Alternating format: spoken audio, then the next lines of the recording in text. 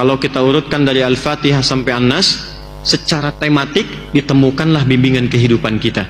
Dari mulai belum dilahirkan sampai kembali kepada Allah, lengkap ada di sini. Saya akan bacakan cepat. Anda tidak perlu menulis. Karena ini direkam, nanti Anda bisa lihat dari rekamannya lagi. Contoh, saya agak cepat. Dalam kandungan, bagaimana prosesnya supaya terjaga dengan baik? Turun Quran surah ke-22 Al-Hajj ayat yang kelima. Didetilkan di Quran surah ke-23 misalnya ayat 11 sampai dengan 13-nya. Doa apa yang bisa dibacakan oleh perempuan yang sedang mengandung supaya kandungan nanti terlahir dalam keadaan baik, anaknya saleh? Muncul Quran surah ke-7 Al-A'raf ayat 189.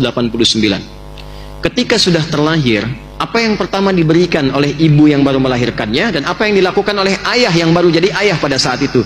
Turun Quran surah kedua ayat 233. Diberikan ASI optimal sampai 2 tahun. Kalau sudah diberikan ASI usia 2 tahun sampai menjelang baligh, apa tuntunan yang menjadikan anak itu supaya dekat dengan Allah, taat pada orang tuanya, bisa baik dengan lingkungan? Turun Quran surah 31 ayat 13 sampai dengan 19. Dia mulai belajar bagaimana tipikal belajar yang ideal supaya ilmunya juga meningkat, pintar, imannya tetap terjaga kuat. Turun Quran surah ke-58 ayat yang ke-11. Dia telah mulai menyebar, makin tinggi tingkat belajarnya. Bagaimana cara belajarnya supaya cepat paham, mengerti, dan bisa berbakti untuk negerinya? Turun Quran surah 9 ayat 122.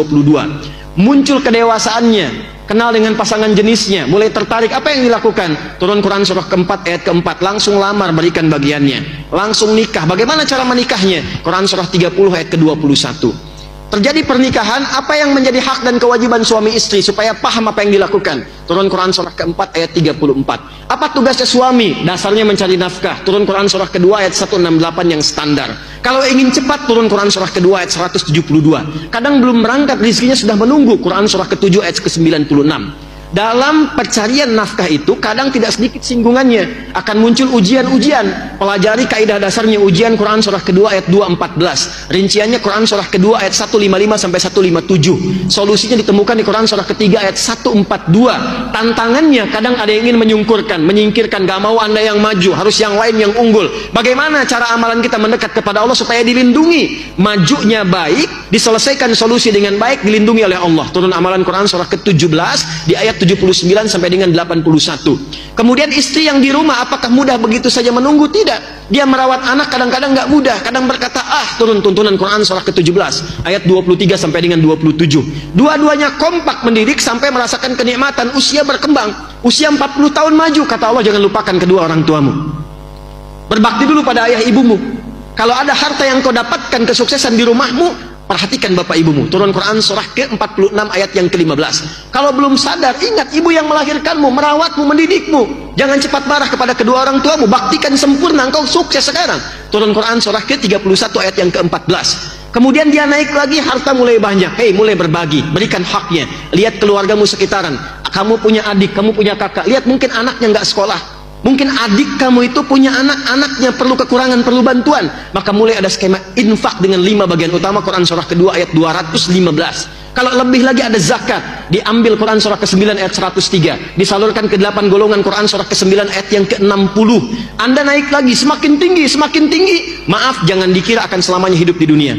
Pada akhirnya akan kembali seperti masa kecil ya. Quran surah ke-22 ayat yang ke-5. Kemudian setelah itu datang kematian, dimulai dengan maut. Quran surah ke-3 ayat 185. Yang bawa mautnya malakul maut. Quran surah ke-32 ayat yang ke-11. Cara ngambilnya kalau ingin tenang, Quran surah ke-89 ayat 27 sampai dengan ayat yang ke-30.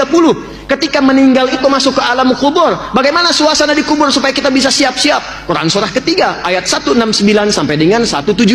Ada lagi detailnya di Quran surah kedua ayat 153 sampai dengan 154. Lalu bagaimana menunggu di situ sampai kembali kepada Allah? Maka akan terjadi kiamat. Turun satu surah ke-75 dengan namanya Al-Qiyamah. Maka di situ akan ada hisab. Saat dihisab itu ada penentuan, ada surga, ada neraka. Yang ingin ke surga dijelaskan dengan sempurna. Nih yang pengen surga Firdaus, Quran surah ke-23 di ayat 1 sampai dengan 9. Yang pengen di taman surga, Quran surah ke-51 amalannya ayat 15 sampai dengan ayat ke-23.